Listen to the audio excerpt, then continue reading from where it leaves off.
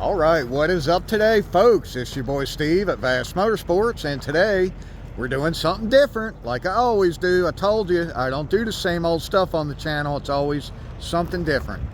So today we are at CoParts, and me and Jasper. Of course, Jasper's got a ride with me, you know that, folks. So anyway, I ventured into the CoParts realm. I usually don't like to do stuff like that. Anybody that knows me or watches the channel knows I always fix stuff. I don't care what it is. Bikes, boats, cars, doesn't matter. Equipment, shop equipment, anything. So, more or less, I don't like messing with the auctions because personally I like to buy for a dime, sell for a dollar type stuff. I do not like buying something that there's a chance I'm going to lose money. When I buy something and it's at a Steve-O deal, and it's the type of deal I know I could bring it home right then and sell it and get my money or make some money, but I usually buy it because I know I'm going to put my love and touch and stuff on it, and then it's really worth more money.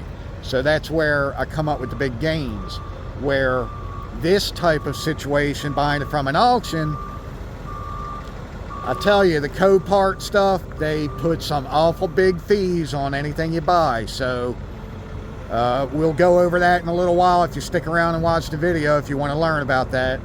So like I said, I'm new to it and I ventured into it because I wanted to buy this wrecked salvage Victory motorcycle, because in some of my other videos you might have seen I started getting into the Victory bikes, which I still don't know how smart that is. I usually don't like to venture into stuff like that where most people don't even work on them. There's no shops around, which I don't care. I don't take anything to a shop. I never have. I do everything myself, folks. That way it's done right. But the Victories, they're hard to find parts for because there's no dealers anymore. But just talking to my friend and stuff like that, Lee, thanks a lot, Lee. You got me in a Victory kick. But anyway, they are good bikes. It's just very difficult to find parts. And it's going to get worse and worse as time goes on. This is February of 25, and they stopped making them in 17, so the 10-year limit of when they make their parts is about to run out, and they're just getting trickier to find the parts, and when you do find them, they're just really expensive. So anyway, we're going to see if this is a hit or miss with this one. I hope I didn't get screwed on this.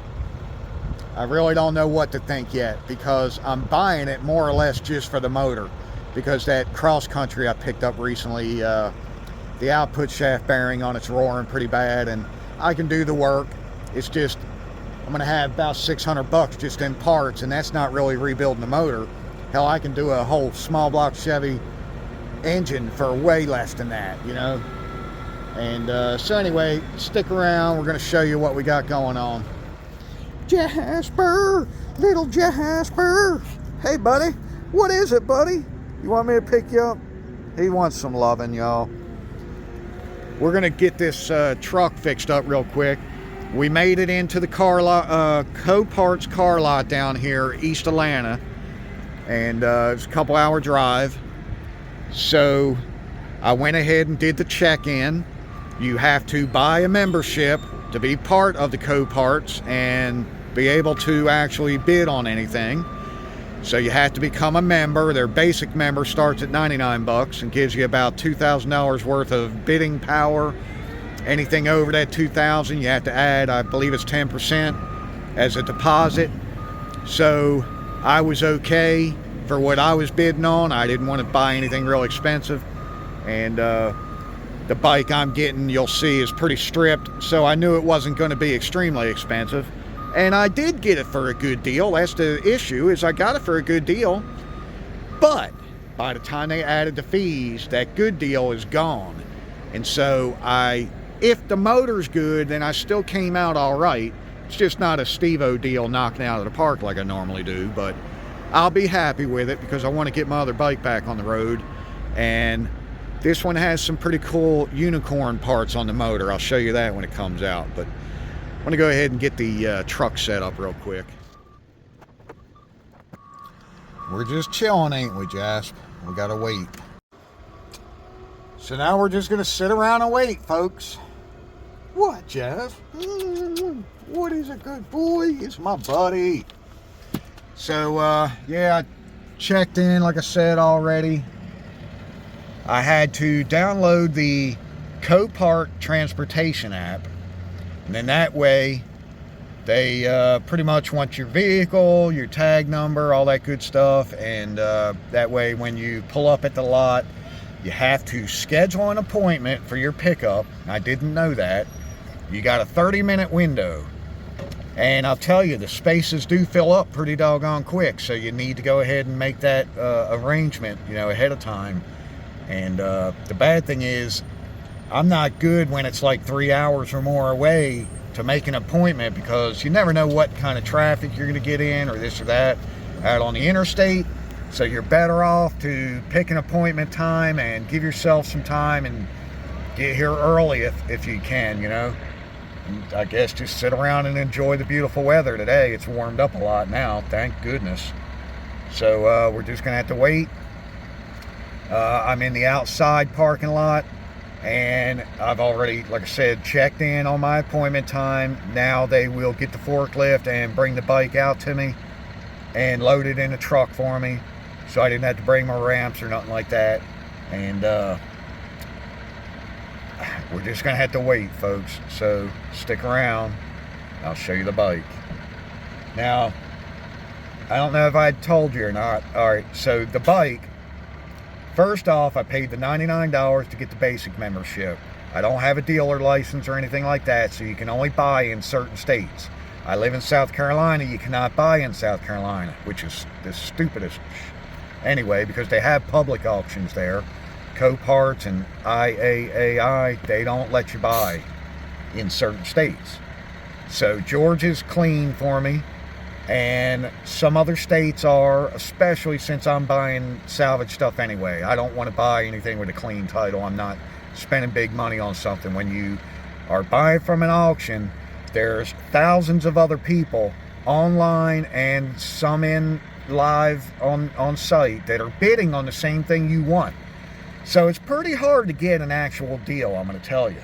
That's why I've never been big into auctions. If it's something worth having, people are bidding. So that's why I usually just get better deals straight out on Marketplace. But I'm dealing with a rare object here, the Victory motorcycles. So anyway, and trying to think where I was going with that. It just, the fees. That's what else kills the deal.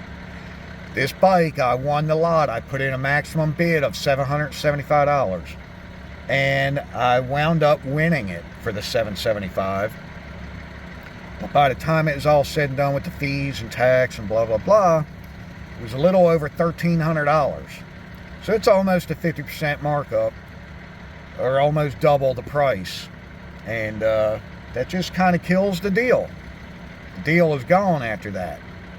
Now, I'm hoping and praying, like I said, there are some usable parts on it that I can sell, because Victory parts bring good money when somebody actually will buy one or wants one. There's a very small group of people that own or know what a Victory even is, but those people that have them are like, woo, dead set Victory, nothing else. Won't drive or own nothing else.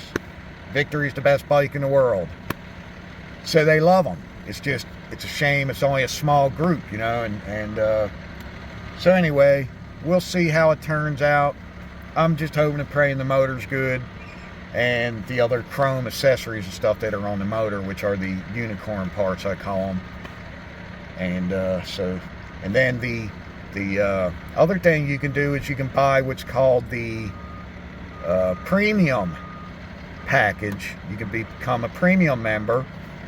Now that is $250, and you have to put a $400 deposit up and keep it in the system at all times. But that opens you up to like $100,000 bidding power, and you can bid on more auctions and stuff at one time. But see, I'm not doing it for a living. This isn't my full-time thing, and I don't do it enough to make that pay off for me.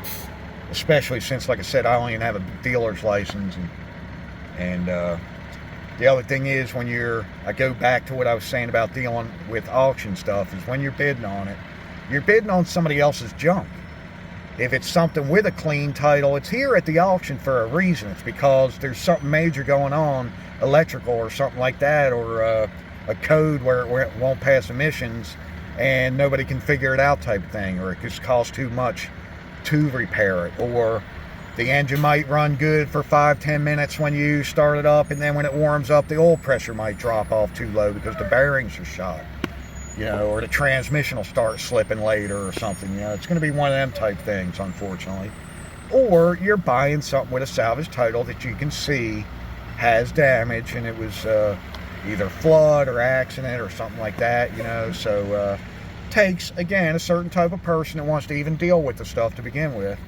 So don't think that you're just going to buy the membership and come out here and swinging and hitting them out the park all the time. It just doesn't really work like that. Now, you own a shop or something, and you're doing this as a junking business or a salvage business, selling parts off them or this or that, or if you got a body shop and you're doing repairs, major repairs, you got people there working for you, whatever, then it could pan out. Might be a good thing for you. Don't get me wrong, people are making money by doing it. CoParts wouldn't be the size big conglomerate that it is if there wasn't money to be made in it. But I just want you to know your everyday person might not be for you. Cars and cars and cars for as far as the eye can see, folks. A little bit of everything out there too. I mean, there's going to be cars, trucks, big trucks, heavy duty stuff. I see some buses, RVs, campers, some boats, motorcycles, jet skis, pretty much everything. I don't really think they have much heavy equipment though, as far as tractors, excavators, stuff like that. I don't think they really specialize in that. I could be wrong though. All right, so that's something else I just found out. I'm glad I went and checked, because I got here about 15 minutes early and checked in on my appointed time from 1:30 to 2. And it's about another 20 minutes went by, after 1:30. And it's about 10 till, and I said, let me go check in the office just for the heck of it, even though I checked in online, said I arrived, all that good stuff. Now, there is another check-in thing on your transportation app. You're supposed to fill it in to get like a number to wait in line when you go into the office. Now, I didn't do that because I didn't think I was going to go in. Then I'm walking Jasper around. I said, let me just walk in there and make sure that if I was supposed to check in with them or not, or just let them know I'm out here. Because these other guys that are loading a few things, man, they're going to be a while, and I really don't want to wait just for one motorcycle. I mean, come on. So anyway, I went in, and sure enough, she says, yeah, good thing you come in, you can check in with us and blah, blah, blah, and I got your paperwork right here, and hell, they had the title and all sitting there, so now I don't have to wait on it to get mailed to me. Not that I even need the title for this particular bike, because it's just scrap. It's never going to be done anything with it. Who knows? If the frame ain't hurt, maybe somebody will want the frame one day. It is a victory, and they're hard to come by. So anyway, I checked in with her. She is radioing to one of the guys. Told me to go ahead and pull up here to the gate, let them know what I'm doing, because I'm going to go into the yard where the motorcycles are. And that way they can just load me back there, because when they're hanging it by the strap, coming a far way, it's going to be swinging, blah, blah, blah. So they're going to let me go in, and she did hook me up with a vest, because I didn't bring one. I thought I was staying in the parking lot today. So we're learning together, folks. We're learning together. Let's see how long it takes them now. It's 2 o'clock, and my time slot is up, but they know I'm here and all that good stuff. The couple videos I watched on people, you can be here for quite a while waiting. And I see why, because some of the junk they're trying to load onto these trucks for the guys, because they're immobilized. I mean, there's no way to move them unless you got the fork lifts to put them up on there, with the big forks, loading their trailers. So, You know, and some of these car haulers hold 4 or 5 different vehicles, and it's taken them a while.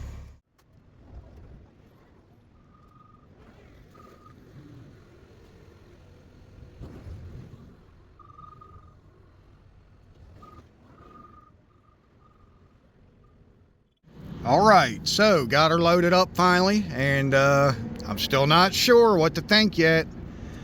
If I would have got it around the $700-800 mark, I would have been fine. You know, it's worth it just for the parts on the motor. But I'll tell you, they've robbed off just about anything that was any count on this bike. They pretty much already robbed it. Anything else has some type of damage somewhere. But, you know, there is, I'll tell you, these brake lights are not cheap. These saddlebag lights are not cheap. Turn signals are not cheap. Does have the belt and everything still on it. I hope the rear wheel, caliper, all that stuff's good. The exhaust here, they actually gutted it, so I'm not sure. It's going to be really loud. I don't know if I like it better than what's on mine or not. The shield up here is pretty messed up, but I could just use the shields off mine. I'm pretty sure it'll be the same.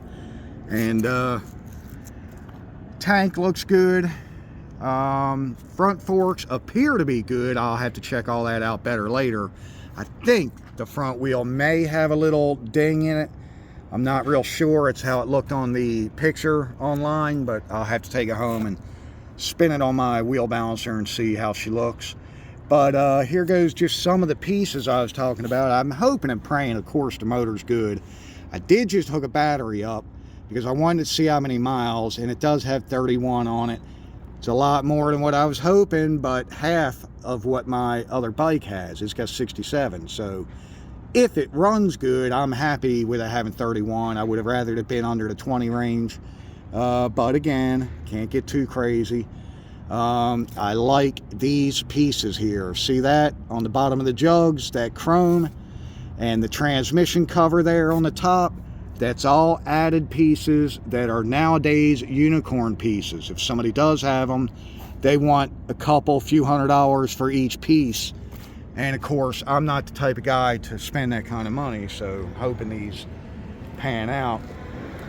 Then on this side, again, it's got the cover here on the transmission, and it's got the piece on the lower, and it's got the piece on the primary, so that's all added at least.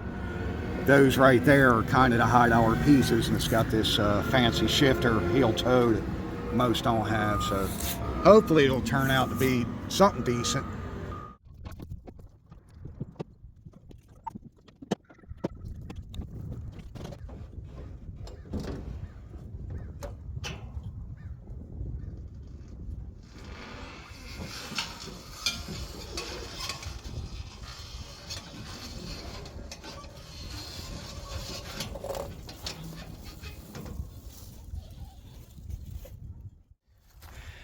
All right, so I got her unloaded, and I heard something hitting the back tire I was pretty worried about, because I was thinking, man, what the hell is up with this? I already got to worry about the front.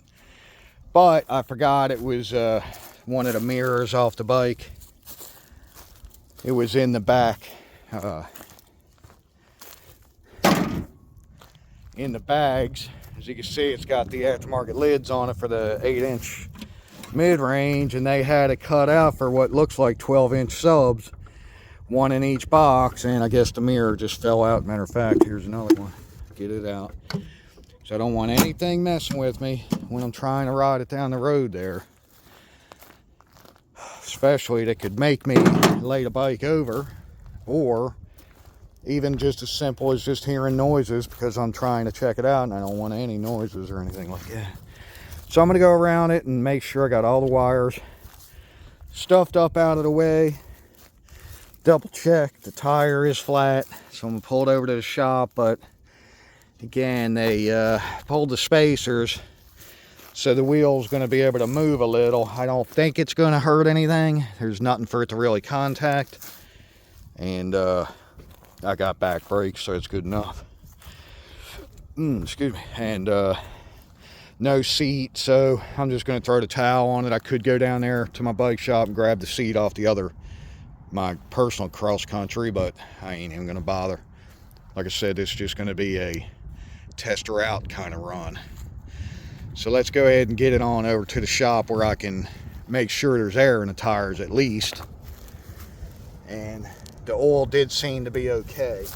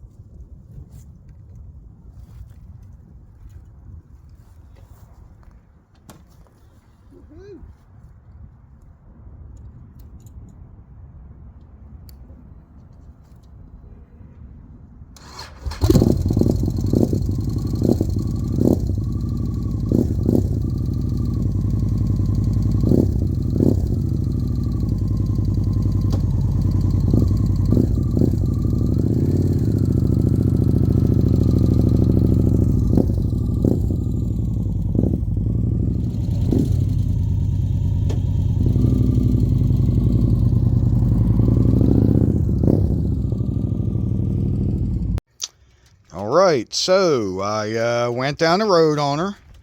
I was able to shift through all 6 gears. I was going very slow because I didn't trust the front wheel. And again, I should have checked over everything a little bit better, because when I was coming back, I kind of stopped in the road in first gear and did a good burnout with it, just trying the power of this particular engine. And all of a sudden, boom, boom, boom in the front wheel. And I thought, what the hell? I seen something fly off. And the calipers, I didn't even think to check them.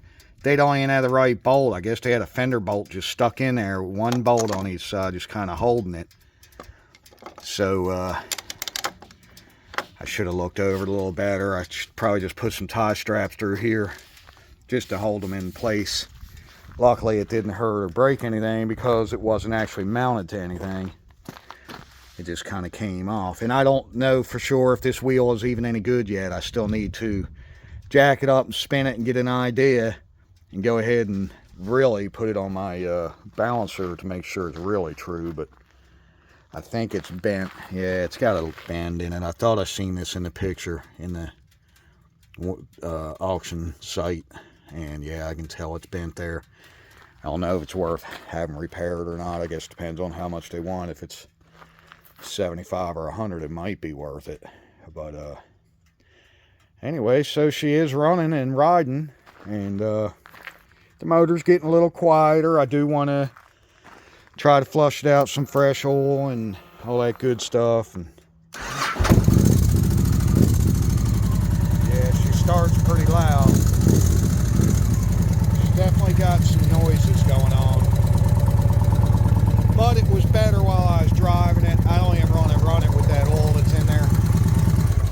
I need to get that changed out and make sure the oil's fresh, and then we'll ride it again and see how she does. But she is starting and running. It goes through all the gears. Main thing I was checking while I was riding it, gears, and to make sure like the output bearing, or none of the gears were making any noise, and I don't hear any roaring, just that upper end noise going on. Which, if it comes down to it, I got a really nice 100 in there, and I'll just switch the top end stuff, you know, the rockers and tappets and everything that are in the end of the rockers, because that one's a really low mile motor in there. And that's the one I picked up for $275, and it's a complete motor with injectors, throttle body, everything. And when I took the clutch out and the starter bearing to put in the other 106 in my cross country, that motor is clean like a brand new one inside. So I trust those components in it would be good to put in this top end, you know, and get rid of this noise if we change the oil and it runs, you know, good and it's worth doing all that. But we'll find out.